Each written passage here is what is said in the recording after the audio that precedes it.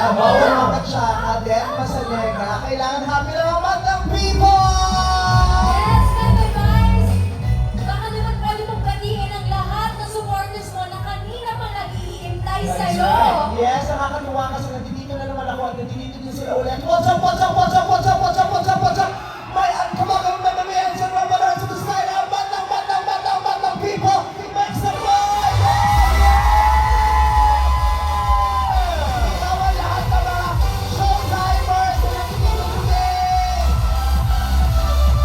Ang saya na pagiging natin lalo yung batang people, diba? Yes, that is right. That's what the advice. We've been asking all of our guests today kasi our theme today is having a glowing Christmas. Glowing Glowing Christmas. Meron para sa iyo, ate. Ano yung glowing Christmas para sa iyo? Ang glowing Christmas para sa akin ay yung Christmas na sineselebrate mo with the most special people sa buhay mo. Kasi yun ang nakaka-glow, di ba? That's right. Pagkapiling mo yung mga taong pinaka-minamahal mo, pinaka gusto mong makasama dun sa pinaka-espesyal na oras na yun, di ba? Kaya nga maraming OFWs, maraming Pilipino ang parang hindi glowing yung Christmas nila kasi ang layo nila sa mga taong pinakamamahal nila. So, yun ang konsepto ko. Pagkasama ko yung nanay ko, pagkasama ko yung buong pamilya ko, pag nag-ikot na ako sa mga sinihan tuwing Pasko at kasama ko yung mga madlang people, glowing na glowing ang Christmas ko. Alam mo, Bebe, para sa ating mga kapamilyang OFW, alam ko malaking parte mo kayo na nagpapag-glow.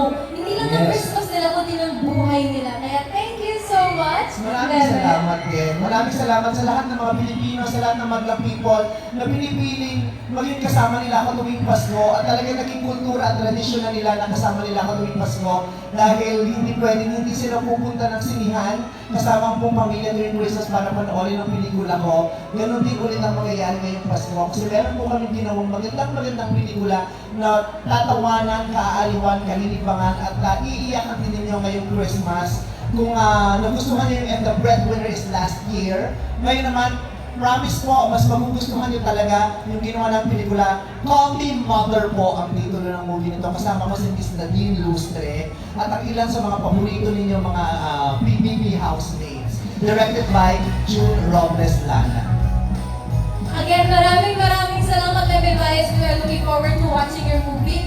Malamang kami ng pamilya ko ay pipila for That's right. For sure, Bebe. Magugustuhan nyo, para po sa lahat ng mga nanay, para sa lahat ng mga anak, sa lahat ng mga tao na tumatayong nanay sa mga pamilya nila, kahit sa mga matalik mong kaibigan na nagiging nanay mo at sa point, yung mga tiyahin mo na naging nanay mo na, yung mga kapatid mo na parang magulang mo.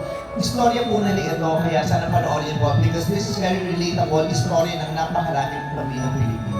And for me, it's very fitting na ikaw ang bibida doon, Bebe Vice, because you're always mothering. Always mothering. Yeah. We're making sure that we always mother. Yes. Bawal.